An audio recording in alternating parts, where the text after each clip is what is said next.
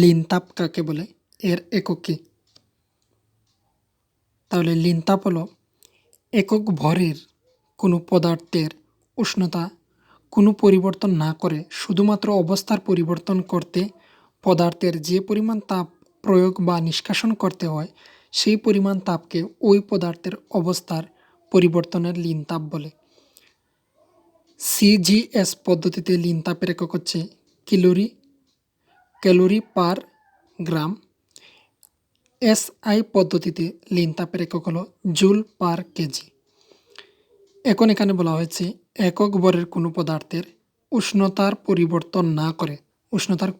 পরিবর্তন না করে শুধুমাত্র তার অবস্থার পরিবর্তন করতে পদার্থের যে পরিমাণ তাপ প্রয়োগ বা নিষ্কাশন করতে হয় সেই পরিমাণ তাপ ওই পদার্থের পরিবর্তনের লীন তাপ বলা হয়ে থাকে।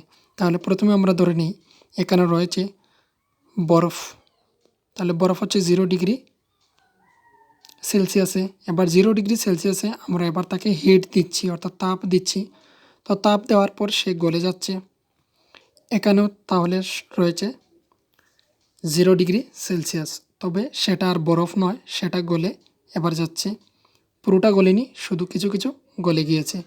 তারপর এখানে সে জল হয়ে গেল, কিন্তু তখনও সেখানে 0 ডিগ্রি সি রয়েছে, ঠান্ডা অবস্থায় রয়েছে, তো 0 ডিগ্রি সি। তো এখানে উষ্ণতার কোনো পরিবর্তন হয়নি, কিন্তু আমরা কন্টিনিউ এখানের মধ্যেও আমরা তার তাপ দিচ্ছিলাম, এখানেও তাপ দিচ্ছিলাম। তাপ দেওয়ার ফলেই সেখানে সেই বরফের কণা যে গলে কণা হয়েছিল সেখান থেকে সে জল হয়েছে। কিন্তু এখানে উষ্ণতাটা 0 ডিগ্রি সেলসিয়াস এবং এখানে হচ্ছে 0 ডিগ্রি সেলসিয়াস, এখানে হচ্ছে 0 ডিগ্রি সেলসিয়াস।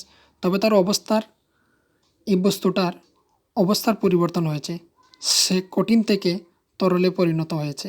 তাহলে তার অবস্থার পরিবর্তন হয়েছে, কিন্তু তার উষ্ণতার পরিবর্তন হয়নি। তো এখানে যখনই সে বরফের কণায় ছিল তখন আমরা যে তাপ দিয়েছি এবং এখানে পর্যন্ত গলে এবং তার একটি উষ্ণতা 1 ডিগ্রি বা এর থেকে যত বেশি উষ্ণতা হবে ততটুকু হওয়া পর্যন্ত আমরা যে তাপটি দিয়েছিলাম সেই তাপকেই বলা হয় লীন তাপ।